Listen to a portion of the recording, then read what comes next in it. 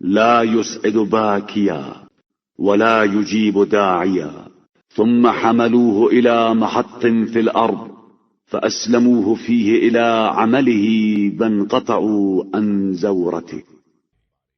یہ اب نہ کسی رونے والے کو سہارا دے سکتا ہے اور نہ کسی پکارنے والے کی آواز پر آواز دے سکتا ہے.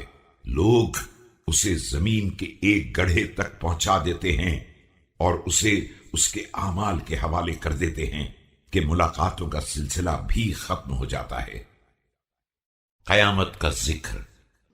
حتى إذا بلغ الكتاب أجله والأمر مقاديره وألحق آخر الخلق بأوله وجاء من أمر الله ما يريد من تجديد خلقه أماد السماء وفطرها وأرج الأرض وأرجفها.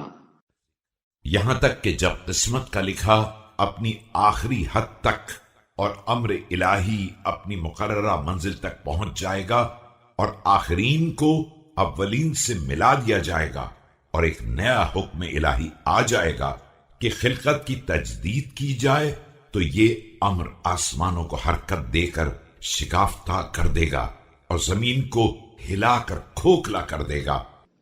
وقلع جبالها ونسفها ودك بعضها بعضا من هيبة جلالته ومخوف سطوته وأخرج من فيها فجددهم بعد إخلاقهم وجمعهم بعد تفرقهم.